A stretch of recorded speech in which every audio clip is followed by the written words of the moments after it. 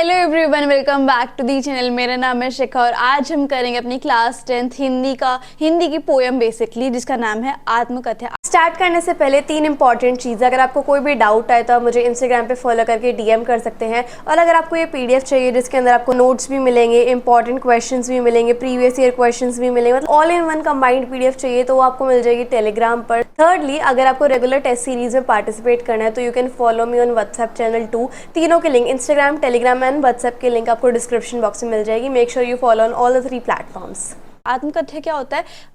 Biography एक तरीके से। जैसे कोई महान पर्सनालिटी होती है तो वो अपनी लाइफस्टाइल, पूरे जीवन की शैली बताती है ना। जैसे एपीजे अब्दुल कलाम ने अपनी बायोग्राफी लिखी थी, ऐसे ही अपने जीवन की कथा लिखना इज नोन एज आत्मकथा या फिर बायोग्राफी। ठीक है, तो हम बिना किसी देरी के अपने इस कविता को स्टार्ट करते हैं। मधुप गुण गुनाकर से लेकर यह गागर रीति तक पहली पंक्ति है। वो इसका अर्थ देखो। इस कविता में कवि ने अपनी आत्मकथा ना लिखने के कारणों को बताया। यहाँ पर इस कविता के जो कवि हैं बेसिकली वो अपनी आत्मकथा नहीं लिखना चाहते, अपनी बायोग्राफी नहीं लिखना चाहते। कवि कहते हैं कि इंसान, हर एक इंसान का जो मन है, मन रूपी भौरा प्रेम के गीत गाता हुआ अपनी कहानी सुना रहा है। कि मतलब हर एक इंसान जो अपनी कहानी सुना रहा है कि मेरे जीवन में ऐसे हुआ, मैंने तब ऐसा किया, ऐसे किया, ऐसे किया, है ना। झड़ते पत्तियों की ओर इशारा करते हुए, कहीं से पत्ते झड़ रहे थे उसकी तरफ इशारा करते हुए कवि कहते हैं कि आज बहुत सारी पत्तियां जो है वो मुरझाकर गिर रही हैं, यानी कि उनका जो जीवन है वो समाप्त हो गया है। इसी प्रकार अंतहीन नील आकाश के नीचे, मतलब ये जो लिमिटलेस स्काई है, इसके नीचे हर पल बहुत सारे लोगों का जो जीवन है वो इतिहास बन रहा है। मतलब उनका जीवन समाप्त हो रहा है, बहुत सारे लोगों का प्रत्येक दिन, है ना, और बिगड़ रहा है। इस माध्यम से कवि कहते हैं कि संसार में कोई भी चीज़ स्थिर नहीं है, कोई भी चीज़ परमानेंट नहीं है, सब कुछ चंचल है, टेम्परेरी है ना, कुछ भी स्थिर नहीं है। यहाँ प्रत्येक व्यक्ति एक दूसरे का मजाक बनाने में लगे हैं। देखो उसने ऐसा किया, देखो उसने ऐसा किया। हर किसी को एक दूसरे में कमी नजर आती है, वो ऐसा इस टाइप से, और ये अपनी कमी कोई नहीं बताता। और ये जानते हुए भी तुम मुझसे कहते हो कि अपनी आत्मकथा बताओ या फिर अपनी बायोग्राफी बताओ, है ना, और तुम मेरी बायोग्राफी सुनना चाहते हो। कवि कहता है कि यदि उन पर बीती कहानी वो सुनाने लगे, कि अगर मैं तुम्हें अपने ऊपर बीती वाली कहानी तुम्हें सुनाऊंगा ना तो लोगों को तो आनंद मिलेगा कि ओहो ऐसे हो, अच्छा ऐसे हुआ, इस टाइप से। परंतु साथ ही वो यह भी देखेंगे कि कवि का जीवन, लेकिन लोगों को आनंद तो आएगा उनकी बायोग्राफी सुनने में, लेकिन लोगों को ये भी दिखेगा कि कवि के जीवन में तो कुछ भी तो खुशहाली नहीं थी, कोई भी सुख या प्रसन्नता जो है वो उनके जीवन में नहीं थी। उनका जीवन जो है सुख और प्रसन्नता से खाली था। ठीक है, अब दूसरी पंक्ति पे आते हैं, किंतु से लेकर जो भाग गया था। ठीक है, अब कवि कहते हैं कि उनका जो जीवन है वो स्वप्न के समान एक छलावा था। जैसे स्वप्न जो सच्चे नहीं होते हैं ना, वो कुछ ही देर के लिए रहते हैं, उसके बाद हम रियलिटी में आ जाते हैं। तो वैसे भी उनका जीवन जो है वो एक सपने की तरह एक छलावा था।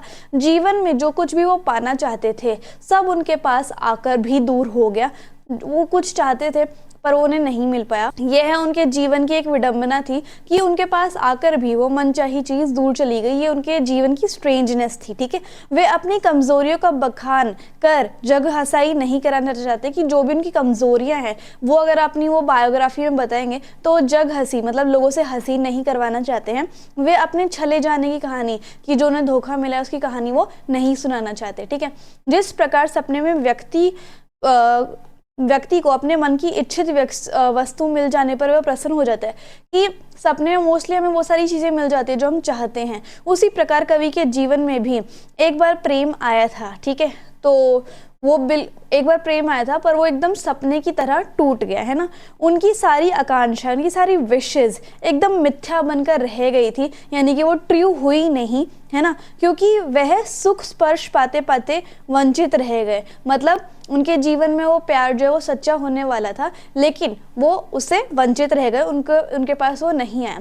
इसलिए कवि कहते हैं कि यदि तुम मेरे अनुभवों के सार से, मेरे एक्सपीरियंस के सार से अपने जीवन का घड़ा भरना चाह रही हो या फिर जा रही हो, तो मैं अपनी उज्जवल जीवन गाथा कैसे सुना सकता हूँ, कि जिसके जीवन में ऑलरेडी इतनी सारी इश्यूज चल रहे थे, या फिर धोखा मिला हो, उस व्यक्ति के जीवन में तुम क्या झांकोगे, इस टाइप से, है ना।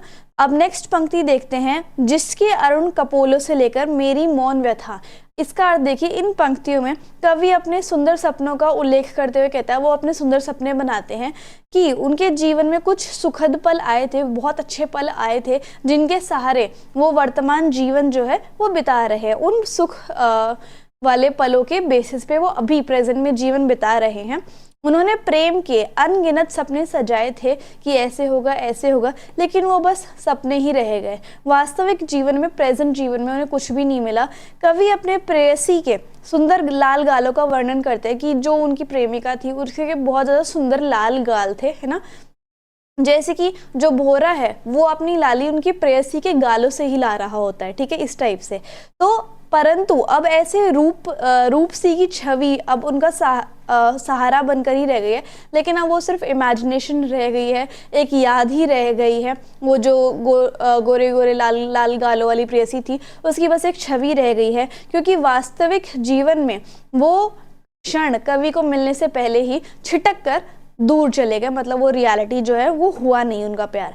इसलिए कवि कहते हैं कि मेरे जीवन की कथा जानकर, बायोग्राफी जानकर तुम क्या करोगे। अपने जीवन को वो छोटा समझकर कहानी नहीं सुनाना चाहते, मतलब वो नहीं चाहते हैं इस बारे में बात करना। इसमें कवि की सादगी और विनय का स्पष्ट प्रमाण मिलता है, मतलब ये एज अ प्रूफ है कि वो कितने ज़्यादा सिंपल है। वो खुद को बढ़ा चढ़ा कर दिखाना नहीं चाहते, वे दूसरों की जीवन की कथाओं को सुनाने और जानने में ही अपनी भलाई समझते हैं कि भाई तुम दूसरों की कथाओं सुन लो और मैं भी सुन लूँगा, उसी में ज़्यादा भलाई है, मेरी बायोग्राफी जो है वो मत जानो, है ना। वो कहते हैं कि अभी उनके जीवन की कहानी सुनाने का वक्त नहीं आया है, कि अभी सही टाइम नहीं है कि मैं अपने जीवन की कहानी सुनाऊं।